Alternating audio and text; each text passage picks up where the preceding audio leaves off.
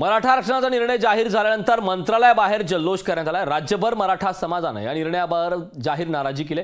सरकारच स्वागत करण्याऐवजी सरकार विरोधात निषेधाच्या घोषणा दिल्याचं चित्र पाहायला मिळालं आहे।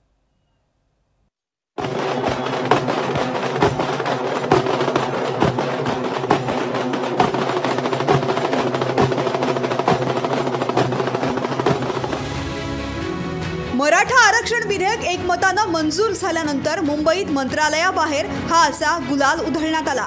शिवसैनिकांनी तर मंत्रालयाबाहेर आधीच मराठा आरक्षण मंजूर झाल्याचे बॅनर लावले होते। ढोल ताशे बोलवण्यात आले। शिवसैनिक आरक्षणाचा निर्णय झाला म्हणून नाचू लागले। विधिमंडळाच्या आवारातही मुख्यमंत्री आणि उपमुख्यमंत्र्यांच्या अंगावर गुलाल उधळण्यात आला।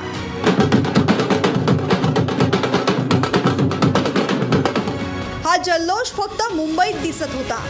मनोज जरांगे पाटील यांच्या मूळ गाव असलेल्या बीड जिल्ह्यातल्या मातोरी गावात मात्र सरकारच्या निषेधाच्या घोषणा दिल्या जात होत्या। मराठा जरांगे पाटील तुम आगे बढ़ो, हम तुम्हारे साथ हैं। तुमचा आमचा नाता काय? जय जिजाऊ जय शिवराय। या सरकारचं करायचं काय? खाली मुंडावर पाय। या सरकारचं करायचं काय? खाली मुंडावर पाय। मातोरी गावातील लोक सरकारच्या निर्णयावर नाराज होते। आम्हाला 10% वरचं कोर्टातही टिकत नाही, आम्हाला सगळ्याला माहिती आहे, शासनाला पण माहिती आहे। तरी पण आमची दिशाभूल करण्यासाठी या सगळ्या गोष्टी केल्या जातात। आणि जे काही लोक पाटलाच्या विरोधात बोलत आहेत, आता कुठले मंत्री असतील तर त्यांना त्या मंत्रिपदावर राहण्याचाही अधिकार नाही, कारण शपथ घेताना त्यांनी काय केलेलं असतं आणि ते आता करतायत काय, यासाठी त्यांनी त्यांच्या मंत्रिपदाचा ताबडतोब एक तर राजीनामा द्यावा किंवा सगळे सोयरे या कायद्याची त्यांनी अंमलबजावणी लवकर करावी। सरकारनं सामान्य मराठा बांधवांची फसवणूक केल्याचा आरोप मराठा बांधवांनी केलाय।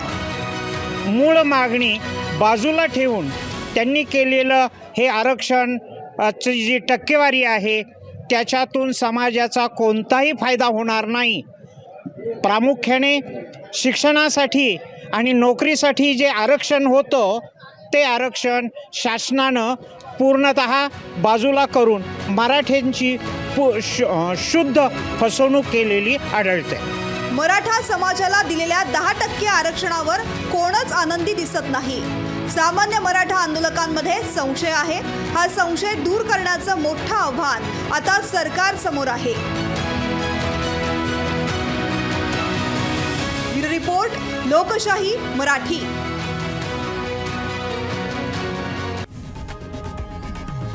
लोकशाही मराठी ऐका, पहा, जागरूक रहा।